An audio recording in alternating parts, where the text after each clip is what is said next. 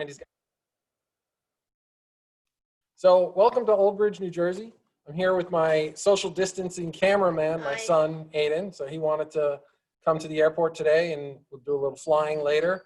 And he's going to help me out with some of the camera. So if the cameras are, a little shaky, you know why. It's all his fault, not mine.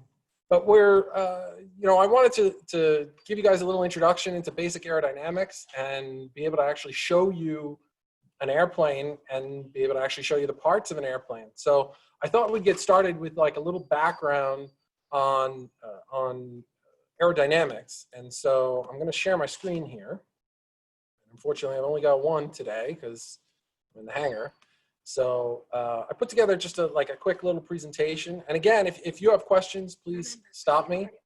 But, feel free. And Aiden's, my son, is whispering in my ear that he gets all the credit for the transitions. I just did the presentation and, the material. So what I want to do is just talk about the basic parts of an airplane and how an airplane flies. And then I want to talk about what the Wright Brothers discovered, which is kind of revolutionary. And then I'll actually show you the parts of the airplane, and we can go through, and you guys can ask questions, and we can go crazy about it. So, yeah, so that's what I'm thinking. Basic aerodynamics. Aerodynamics is just the study of how wind and wind moves over different parts of the airplane.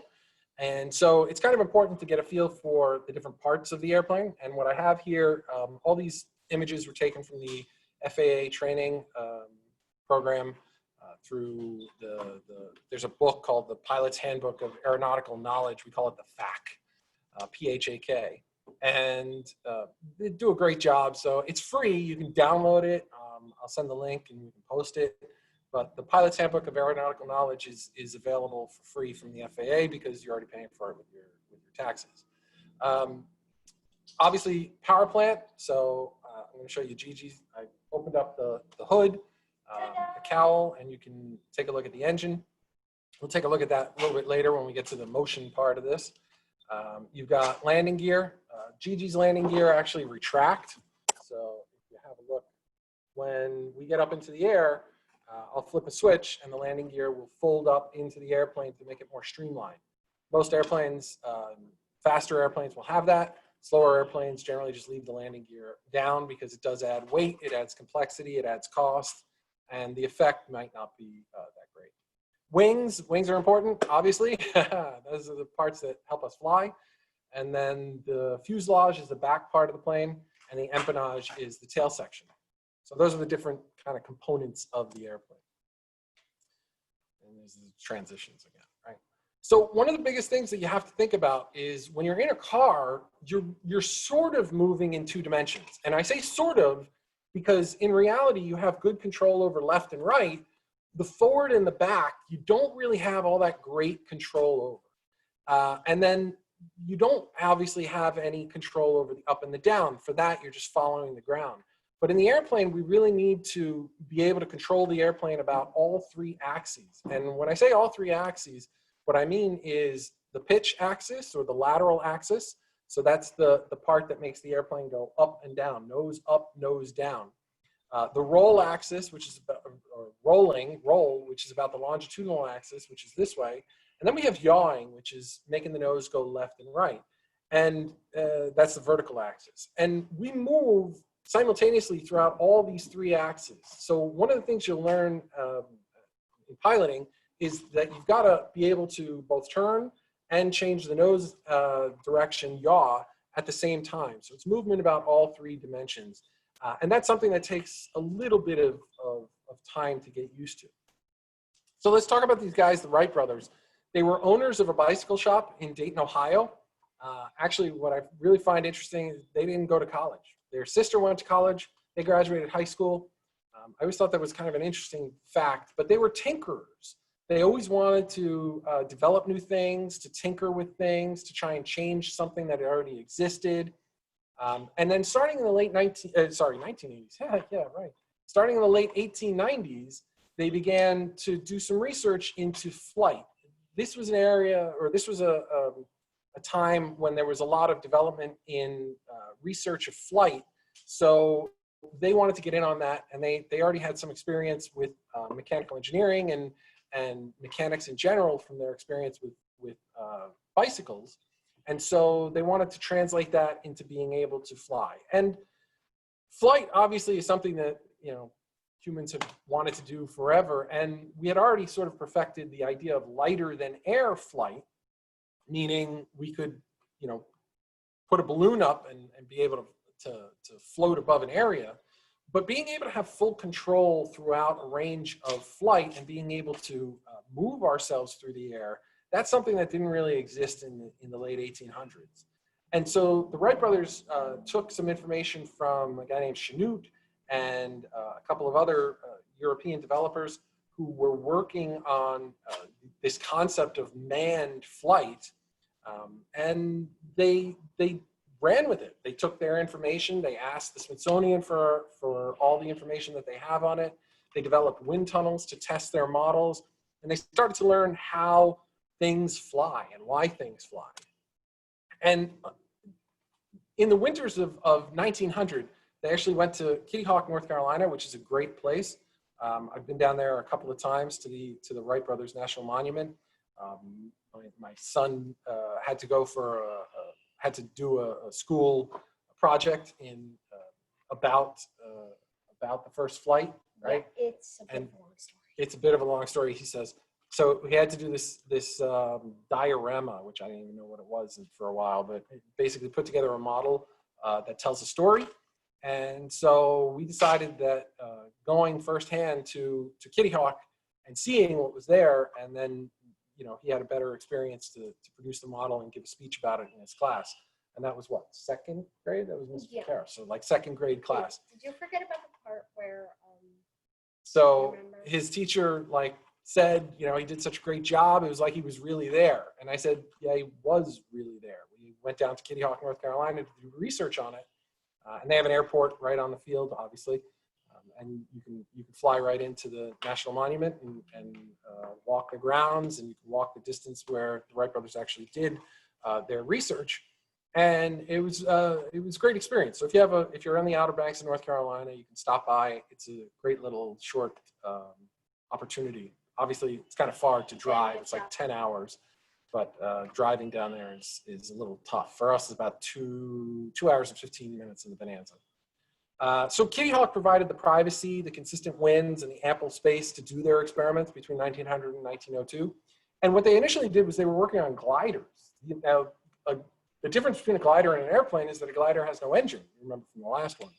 So they started off with absolutely no engine, and they would just glide down and obviously use the wind to try and control. And that was useful for trying to figure out how to get their craft, they called it, to move about these 3 axes. And so that's what they spent their time between 1900 and 1902 figuring out.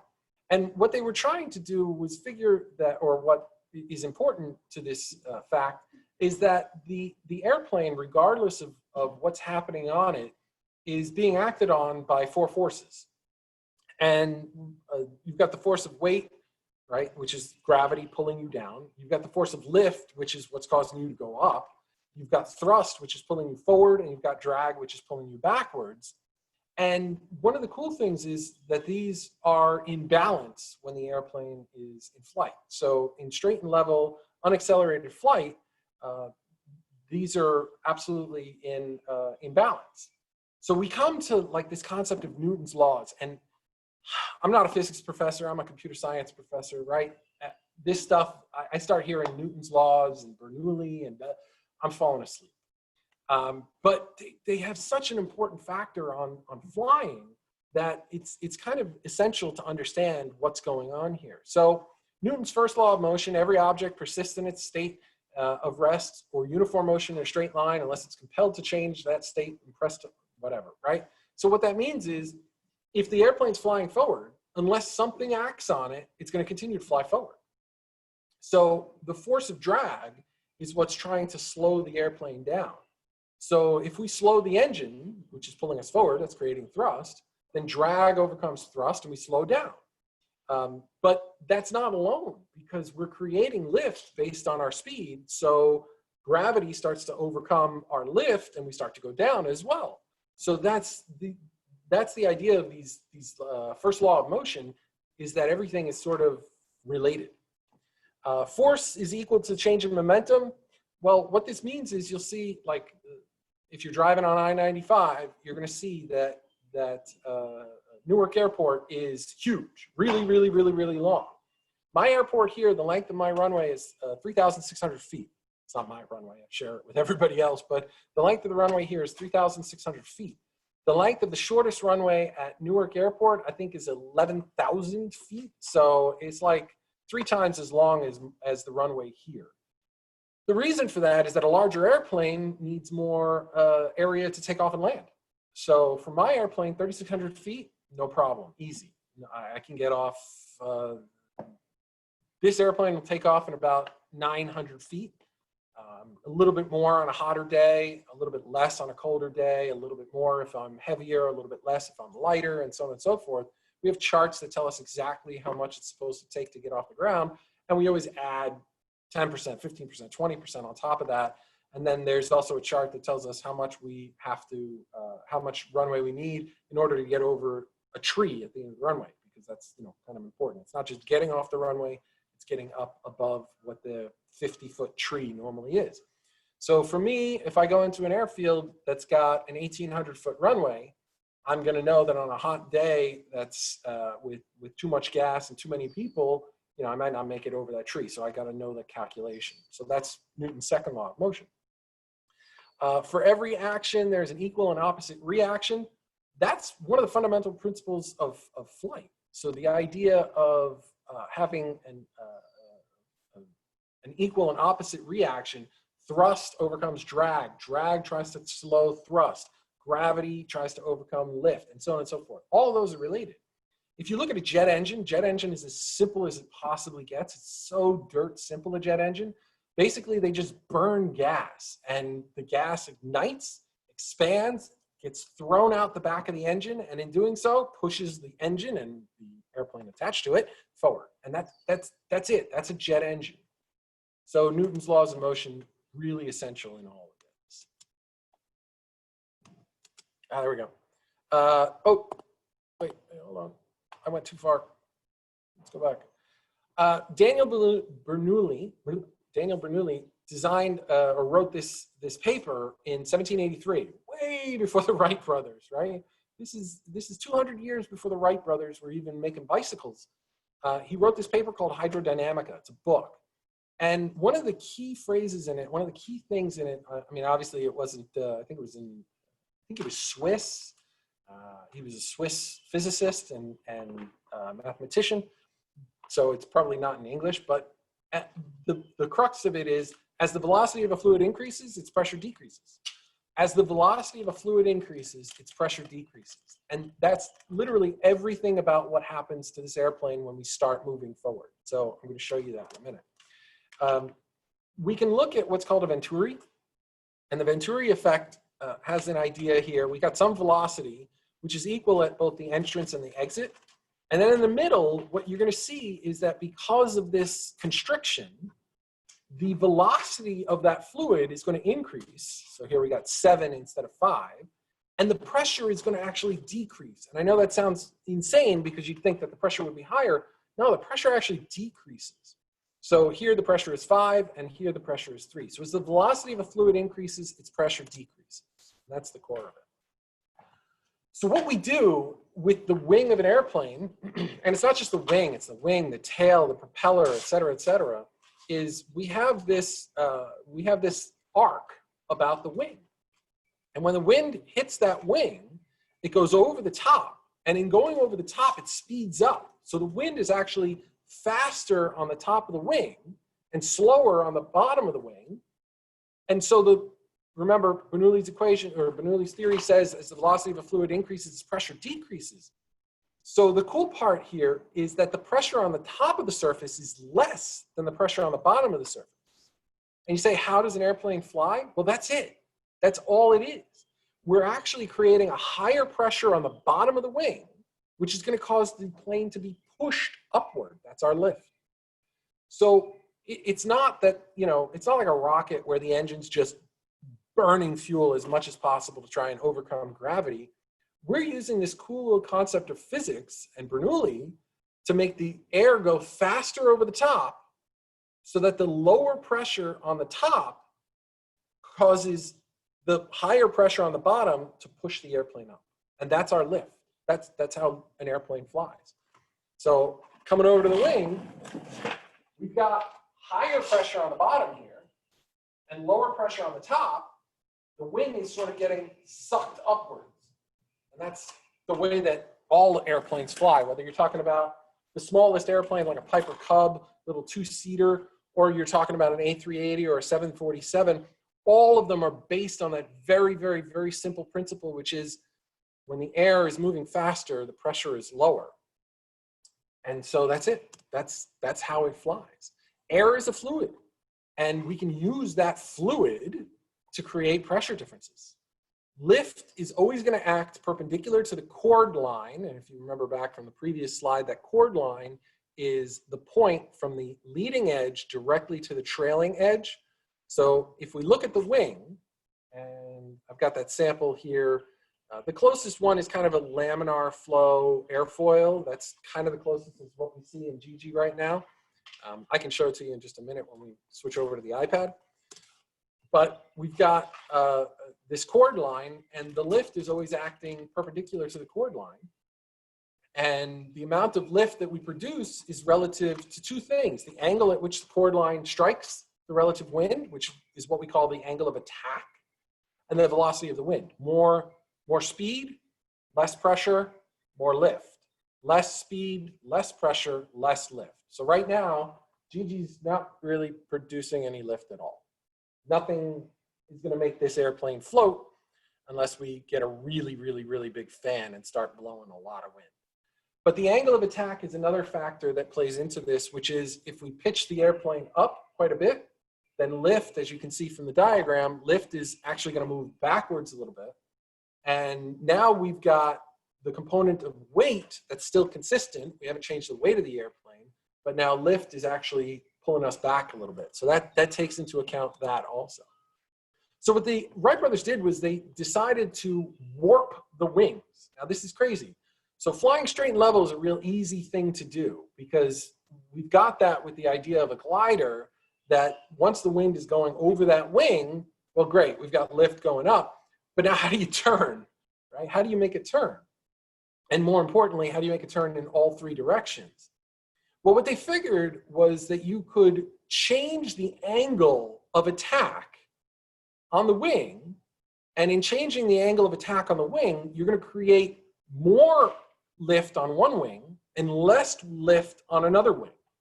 So by creating a change in the angle of attack, we can decide whether we want to turn left, meaning lift the right wing and lower the left wing. And it might be backwards because I always get this confused on Zoom. So my apologies for that.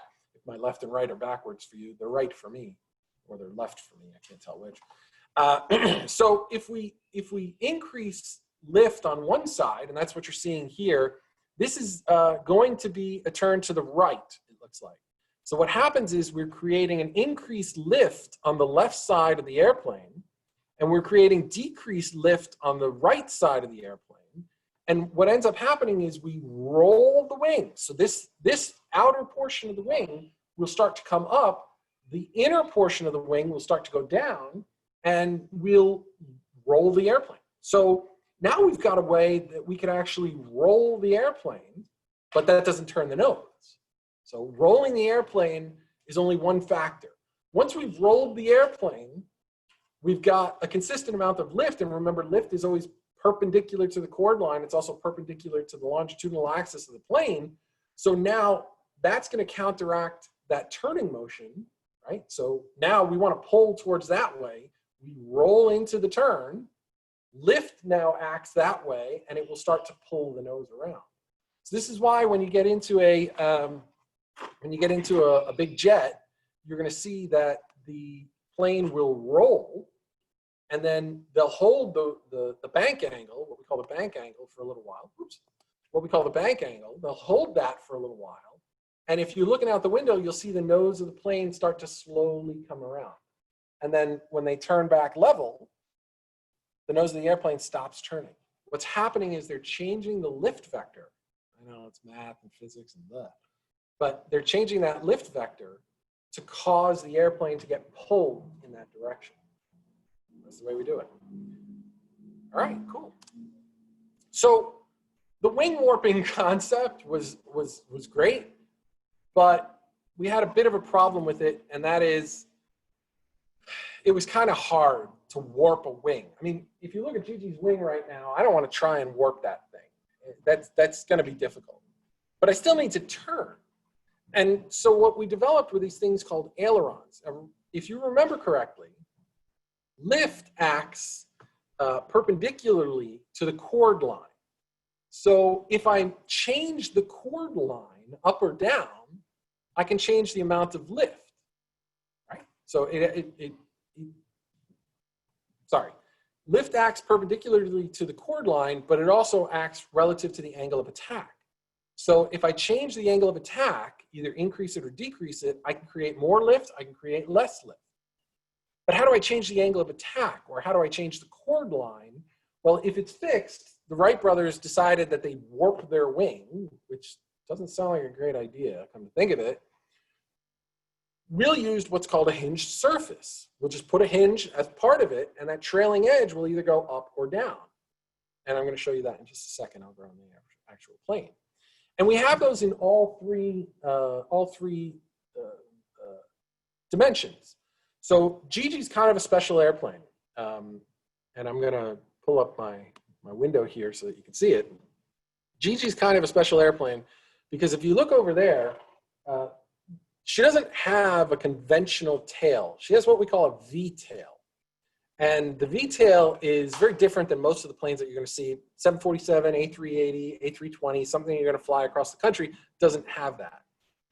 The manufacturers of my airplane decided to decrease the amount of total drag by not having that third component. So normally you'd have one component that goes left and right, one component that goes up and down, the vertical stabilizer and the horizontal stabilizer. And what Beechcraft did was they said, nah, let's have a V. And we can deal with the force going up and down by moving both of these at the same time so that we don't get a left and right motion. Because if you just move one, you're going to get an up and down and a left and right motion because it's on a 45-degree angle. So if we move both of them at the same time, we'll get an up and down motion. And if we move them in opposite directions, we can get a left and right motion. So my airplane has only two surfaces, not three, creates less drag, goes faster, but it's got more complexity inside the tail with what's called a mixer, so that as a pilot, I don't recognize any of that. So I don't need to worry about any of that. So how do we move the controls? Well, I'm going to show you in just a minute, but we move the controls with a stick, with a yoke, and then we have pedals. Now, the pedals are useless. The stick is useless on the ground. The pedals we use in the air to create yaw, to turn that nose. Now, turning the nose doesn't turn the plane, because if we push on the pedal, the nose is going to go like that, and then when we let go of the pedal, the nose is going to go right back to the exact point where we put it. So that's why you've got that rolling motion and then the turn, rather than just jamming on the rudder pedal and making it go around. So it's not like a car where the car will just change its direction, because the car has friction with the surface, and the airplane doesn't have friction with the surface. So we have to use slightly different procedures there, right? So we roll and then the turn happens. So I'll show you the controls. We've got the yoke, which pull back, plane pitches up, push forward, plane pitches down. Turn the wheel to the right, the airplane rolls right, that doesn't necessarily turn the nose, center the wheel, and the plane holds its bank angle. And then it slowly comes around, and then I turn left, and the plane rolls left back to a center. Most airplanes today are what we call dynamically stable, meaning if you tend to upset them, they tend to go back to their equilibrium position, which is straight and level. So there's not really much of a concern. An aerobatic airplane, if you upset it, like you roll, it might hold its position, or it might get worse. But most aerobatic airplanes, if you roll, they're going to stay right in that rolled condition. They're neutrally stable. But most passenger airplanes have what's called a dihedral, which I'll show you in just a minute. The wings are kind of bent upwards a little bit, intentionally so, not accidentally so. They're bent upwards a little bit. And what that does is it changes the angle at which the wing strikes the wind when it's one of the upwind ones. So if we have something like this, it would tend to, if I let go of the controls, the plane will slowly balance itself back into an equilibrium condition. So a lot of the time, I just take my hands off the controls and the airplane just sort of, there's no autopilot. I have an autopilot, but it's a really old one. Does its job keeping heading, right? But it doesn't do a very good job keeping altitude. For that, I just sort of let go and the airplane kind of flies itself.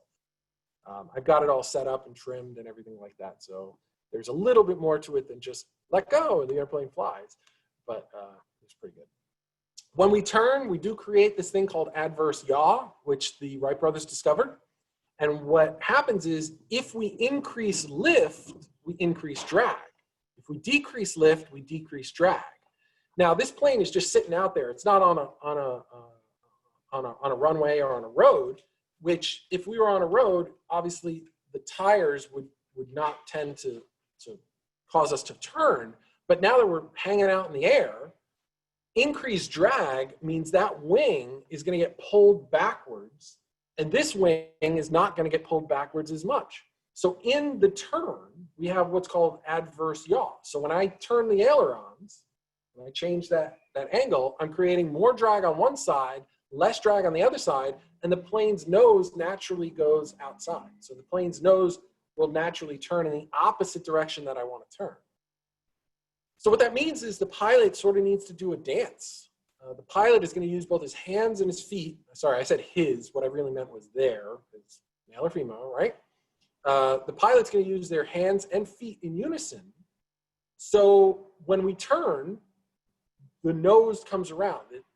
By decreasing this angle, this drag, and increasing this drag, the nose would naturally go like that. But it's not. I'm going to use my foot to keep the nose where it belongs. So that's something that you have to learn as a pilot, adverse yaw. Okay, so I'm just going to do a quick walk around here. I'm going to exit that slideshow, stop sharing, and I'm going to jump on the call with my iPad. So I got to get the meeting ID.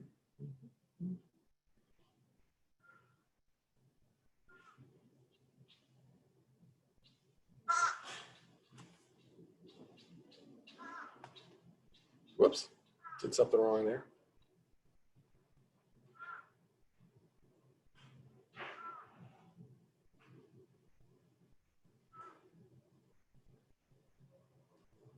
Yeah, got to sign in, of course.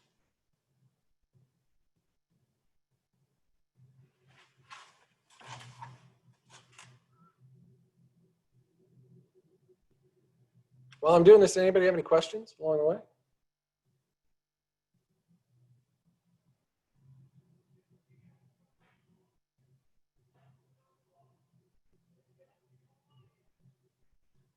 There is a so-called MPG. I don't get it.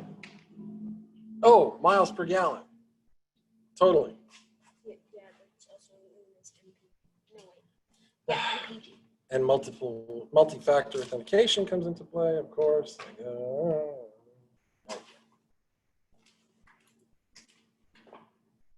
right.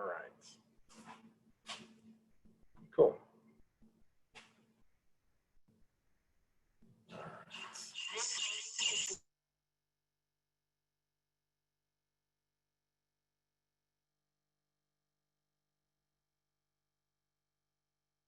right. There we go. How's that? You guys hear me? Yep. Okay, cool. So,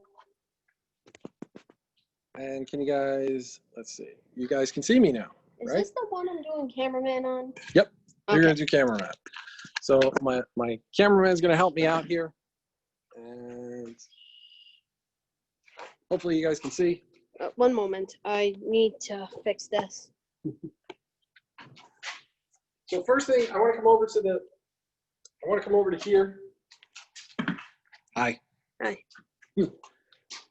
So take a look at the wing and its cross section. So if you look at the wing, you'll see that there's that perfect arc, and you can see the chord line going from the tip straight through the wing down at the bottom, and this is the trailing edge. And I want you to have a look over here. You can see that hinged surface right there. That's the aileron. That's our right aileron. And there's another one called the flap. And what you're going to see is I can move this. I'm just going to move it with my hand. And it goes down. So I've got an up and down motion that I can make to change the angle of attack. Now, Aiden's going to hold the camera right there. He's going to get me in the shot as well. Of course. From the airplane, if I want to turn to the right, I can turn to the right. That's going to decrease the angle of attack. That means that wing is going to create less lift. It's going to go down. And guess what? On the other side, if you were to go and look, the other aileron is going down, meaning the wing is going to go up. And if I turn the other way, likewise. Do you want me to go around to the other side? Okay. So that's our aileron. And that is going to turn opposite direction from the opposite wings. Each wing has its own aileron, and they're going to turn opposite to one. Pretty cool. And then we've got the elevators, which, if you take a look at the tail, right? If I pull, come over right here. Oh, okay. Right here. Okay, like this. You can see the tail. If I pull up, the tail goes up. If I pull down, the tail goes down. And that's what I was talking about. If we can see both of them at the same time, it's going to move in sequence because we don't want a yawing motion. We just want a pitching motion. And then if I were to get down there and press on the rudder pedals, you'd see I would only one move and not the other. So that's what we got. I'll take that for a sec. Let's see. They're not hydraulic, Thomas. They're actually just connected with wires. So there's nothing special about them. They're literally connected with cords that they're cords straight through the airframe. So there's you can actually sort of hear it. Let's see if I can get you the audio. But you have to. Yeah, so these are very good. I keep them that way. But there's a number of bell cranks, and there's a number of some airplanes will use a push rod, like an actual rod that pushes on the ailerons or the elevators. Most will use wires, and the wires are very, very light. So we don't want a lot of extra weight. Every pound in an airplane costs us additional weight carrying capacity, costs us structure, costs us fuel. So we try and keep everything as light as possible. So there's actually just a thin metal braided wire that goes throughout the airplane to affect the ailerons and the elevators. Yeah, hydraulic, everything hydraulic, adds not just weight, but you need a hydraulic actuator. Now, something like a 747 or an A380, I'm not showing the board. I'm showing my face. You guys can see my face? Yeah. I think I stopped. Yeah, you're in selfie mode. I think I stopped sharing, so I think we're good. Yep. You're in selfie mode. So a big airplane like a 747 or an A3, let's take an A320. The A320 would have multiple hydraulic systems because one of the problems that we're going to run into is everything in aviation has to be redundant. So like an A320, which is kind of your standard back and forth across the United States kind of airplane, I believe has 3 hydraulic systems which are all 100% redundant to one another. So the elevator has 3 hydraulic systems, and they're colored. I think they're red, green, blue. And if one of those hydraulic systems dies altogether, no problem. The airplane can still continue to fly. So yeah, if I were to make them hydraulic, it would add significant weight, or if the manufacturer would make them hydraulic, it would add significant weight and complexity and costs. Yeah, that's the expensive part. So I know you're all dying to see what the cockpit looks like, and I'll try and get out here. There's a lot of stuff in the way, but that's where I sit, and that's sort of the view that I get. A lot of instruments. One of the things that we learn to do as pilots is learn to fly only by the instruments. So the instruments are usually right in front of the pilot. You might have a separate set in front of the co-pilot if you had a co-pilot, but this is a single pilot airplane, so we'll only have one set of instruments. And there's each one does its own purpose, but there's a lot of redundancy even in this simple system. So a lot of airplanes are replacing what we call round dials. You can see all these are round. They're replacing these round dial instruments with a single piece of glass or two pieces of glass and computers. And that's what we call a glass cockpit airplane. So in a glass cockpit airplane, you basically just have a screen here, a backup screen over here, and you'd have maybe one or two of these little, or three of these little dials that would show you information in case everything died in the airplane. And that would be, that's a very unusual situation. I've flown hundreds of hours on glass and never had even a single screen fail, let alone two. But we take those situations into account, and we're careful about them. So you'll see here, I've got two instruments that look exactly the same. That's called the artificial horizon. Both of them are exactly the same. They show me the exact same information, but it's so essential to instrument flight that I have two of them. And the reason I have two of them are, this one is powered electrically. So there's a little electric motor that spins this. It's a gyroscope, and it shows me my pitch and my bank angle, which is really important if it's inside, if I'm inside of a cloud. That's really, really important. But I have this one that's powered electrically as a gyroscope, and this one is powered by suction. So the engine has a pump on it that pulls air. And so we pull the air past this gyroscope and it spins. If I lose all electrics, I'll lose this gyroscope, but I won't lose this gyroscope. And if I lose air, if I lose the suction pump, I'll lose this gyroscope, but I won't lose this one. So both of them are completely independent and redundant. I've got my altimeter, which is showing me my altitude above the ground. Right now we're about 83 feet above sea level. We always set this for sea level so that we know how far we are above sea level, and we can avoid other traffic by doing the same thing. I've got my directional gyro. This is married to an old magnetic compass, which is just a plain, boring Boy Scout style compass up here on the top of the panel. Nothing special about that. It just tells me where I'm going. This one's a gyroscope. It's gyroscopically driven by air, so it's going to be responsive a lot better than the magnetic one. I got my airspeed indicator, which is important because I use that to decide how slow I'm going or how fast I'm going when I'm going to take off or land. And I've got a vertical speed indicator, which tells me how fast I'm going up or down, how many feet per second.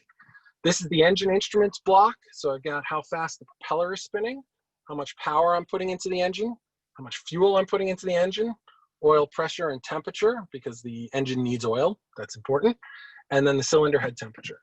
This is an electric engine digital monitor that I installed about 10 years ago, which gives me a lot more information. And then I have the radio stack, which includes the audio panel so that we can all talk. We wear headsets in the airplane. I'm sure you've seen the pictures. I've got a GPS, two radios to communicate with air traffic control if I want to. I don't have to, but if I want to, I can communicate with air traffic control as well as receive other pilots' transmissions. These are also navigation radios, DME, which is distance measuring equipment, which is the old style that we used to use before GPS days, and then a transponder for air traffic control to be able to see me if we want that. I'll bring it on here. Everything starts up like a Christmas tree.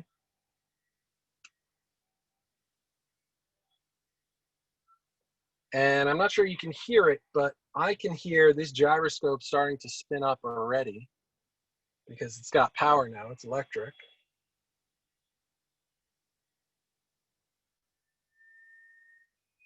And that's it. It's asking me if I filled the tanks. I did not. It's showing me all the information.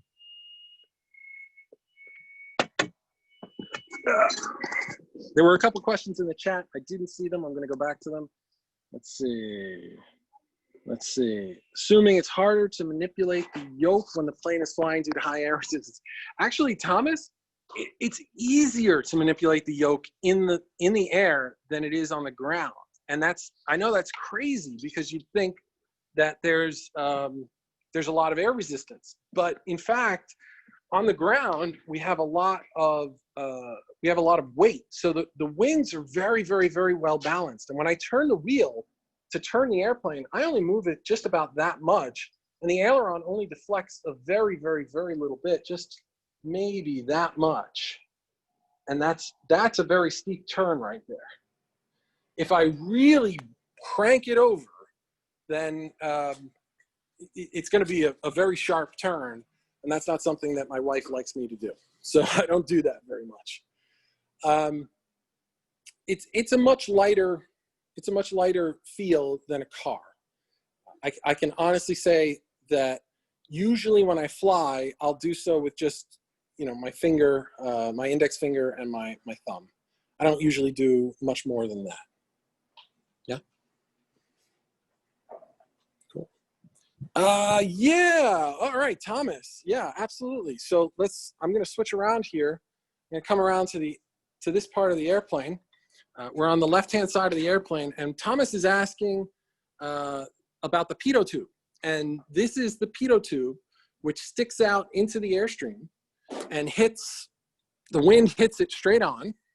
Aiden, you want to come over here? The wind hits it straight on. Go ahead.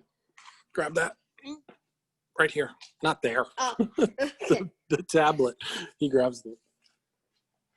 So when the wind blows right into this tube, okay, it's not going to get stuck because there's little drain holes in the back. But when the wind hits this tube, there's a pipe that leads all the way to the cockpit. And what it's doing is it's comparing the pressurized air, the ram air, to the static air, the air that's not moving, which I'll show you in just a sec.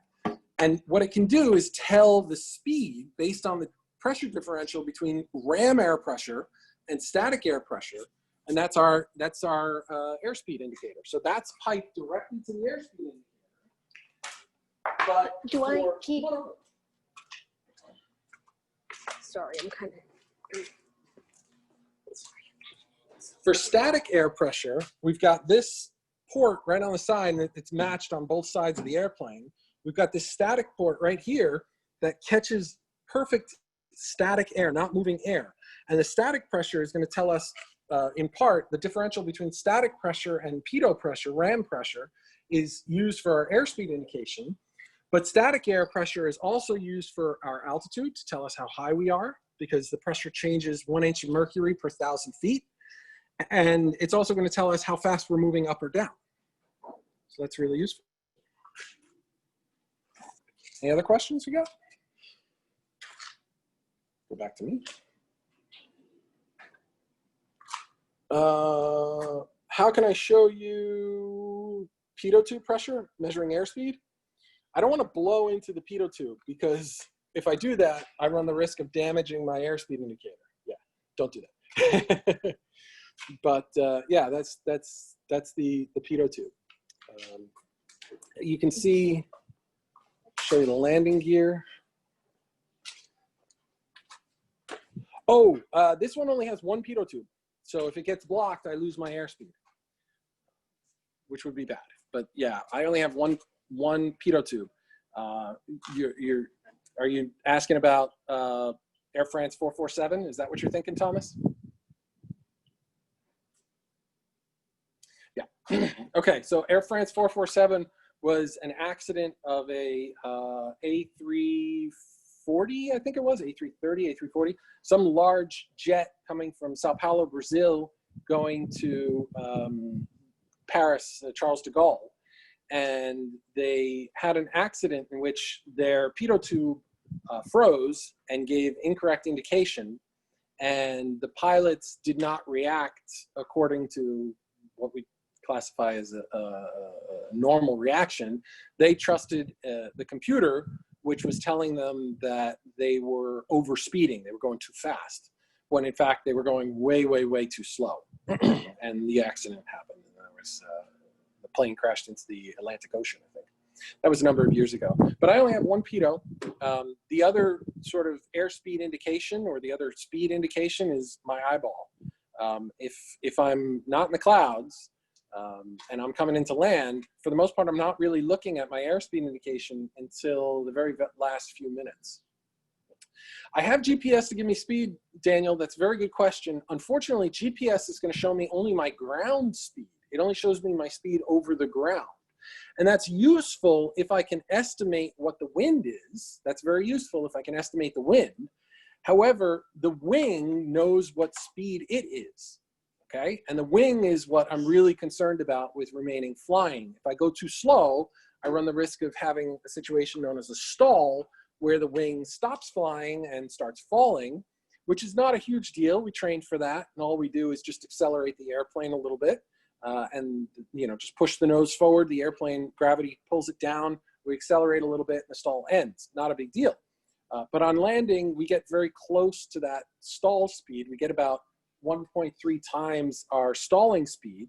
So whereas the stalling speed in this airplane is about 54 knots, my landing speed is about 70 miles per hour, nautical miles per hour. And so if I were off by 15 knots, I would be at stalling speed. So it's not that accurate. GPS is not that accurate to tell me what the air is doing over the wing. It's accurate to tell me what the plane is doing over the ground, which is very useful for navigation purposes, but it's not so useful for keeping the plane in the air. For that, I need the pitot, or I need to use my eye, and if I use my eye, I definitely add a fudge factor. All of my students, when they take a check ride, will demonstrate that they can fly the airplane with no instruments, everything blacked out across the entire panel, and all they have is their eyes to look outside. And that's a normal thing to do. As you can see, the landing gear does fold up here. This inner gear door moves down. Inner gear door will move down. The wheel will fold into the body of the wing, and then the inner gear door closes, and it creates a nice, smooth, streamline effect. And the nose gear folds backwards, and the doors come closed. I thought I might show you the engine, in case you're interested, if anybody's a gearhead. It's a horizontally opposed 6-cylinder engine, 250 horsepower. It is fuel injected. There's not much more to it. It's about as simple as you could possibly get. There's a dual ignition system, in case anybody understands what that means. There's a dual ignition system. Those are magnetos.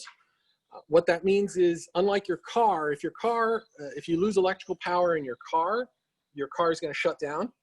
If we lose electrical power, the engine's rotation will continue to produce electricity for the spark plugs. And so the spark plugs will continue to fire. We have dual because of redundancy, of course. So there's 2 magnetos leading to 12 spark plugs for the 6 cylinders. Each cylinder has 2 spark plugs to make sure that we always have a redundant one.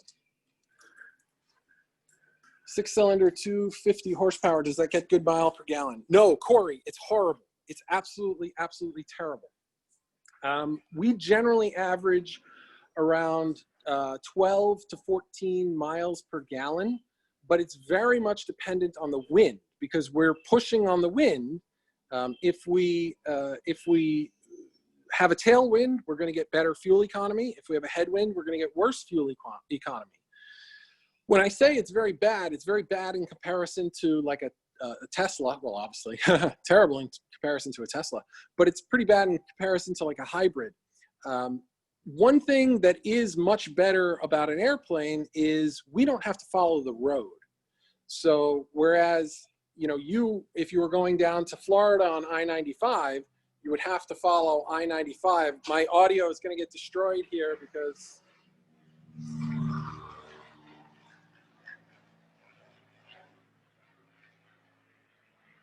that's the danger of doing the video at an airport.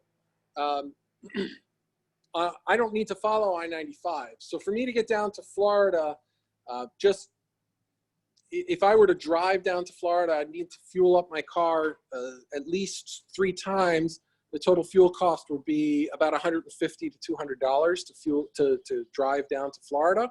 For me to fly down to Florida, the total fuel cost, we burn a little bit more in terms of gallons, but the fuel costs considerably more because it is a more expensive fuel. And so it costs me about $300 to $350 to fly down to Florida. And I've done that pretty often. Henry, the maintenance that the plane requires every year, in fact, I just picked up my maintenance log books because last month my annual inspection was due. I need to do an annual inspection every year. The annual inspection is not like your car's your car's inspection. Your car's inspection, they just plug it into a machine and they run it for about 20 minutes and that's the end of it. My airplane literally needs to be taken apart. So you'll see on the underside of each wing, you'll see, for example, there are these things called inspection panels. So my mechanic would open up every inspection panel, of which there's about 20 or 30. So that takes about a day. The mechanic goes through the airplane with a fine-tooth comb, looking for any sign of corrosion, any sign of defect, checking those cables to make sure they're not frayed. It takes at least, the shortest annual I've ever had took a week, and the longest took about 2 months. When we actually find problems, then obviously we have to get parts and it gets a lot more involved. But the annual inspection is an annual requirement. It has to be done every year. And then every 2 years, I have to have the pitot system inspected and the transponder inspected. And then there's a few more little things that have to be done as far as maintenance is concerned, but those are the big ones. I don't operate this airplane for commercial purposes, so I don't need to conduct what's called 100-hour inspections, which every 100 hours you would need to inspect the airplane. But that's the minimum required maintenance. But if you get, even so much as if the propeller has a little chip on it, the mechanic will have to come back and file out the chip. If a bolt breaks, I have to get the bolt repaired. If a rivet is smoking, I'm supposed to have it replaced, and so on and so forth. So oil changes, spark plug maintenance, that's standard stuff you do on a car anyhow, that definitely, but also the annual inspection. Is there a fuel system? Yeah, Thomas, this airplane has 4 fuel tanks, 2 in each wing. So there's a main fuel, and then there's an auxiliary fuel. And we control that. I don't have tip tanks. Tip tanks are an option on this airplane. I did not get that. They cost around $25,000 to install tip tanks, and my bladder doesn't make it that far. So you can see that we're back inside the cockpit here. I've got a fuel selector right down there by my left foot that allows me to decide what fuel tank I'm burning from. And I have 4 fuel gauges that I can see here on the panel. All 4 fuel gauges. The airplane's off right now, so that's not showing anything. But those 4 fuel gauges would tell me how much fuel. Total, I have 64 gallons of fuel, usable fuel on board this airplane when I'm full.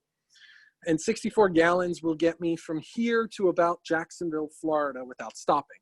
And when I stop, we just stop and pick up more gas and keep going. Joseph, do I have to pay to land and take off at airports? Sometimes, yes. Most of the airports will waive that if you purchase fuel or if you're parking overnight. The most expensive landing fee I've ever paid is JFK International Airport. I landed there 4 or 5 times, and the total cost was $25.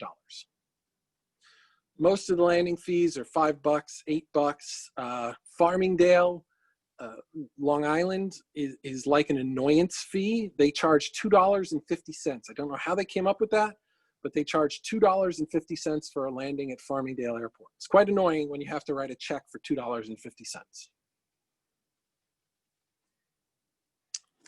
Other questions? Anything else you want to see on the plane?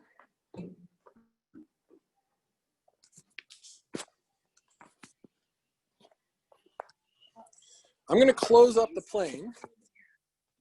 Aiden's going to take over. Okay. I'm going to close the plane. He's going to let me know if there's any more questions there. Okay, you're gonna actually take off? Okay. Well, then I might as well give you this warning. You might want to turn down your volume a tiny bit. This is gonna get pretty loud. So, No, okay. we're not going to start the plane. Oh. So, the normal, I would do a pre-flight inspection, which I already did. So that's a daily inspection.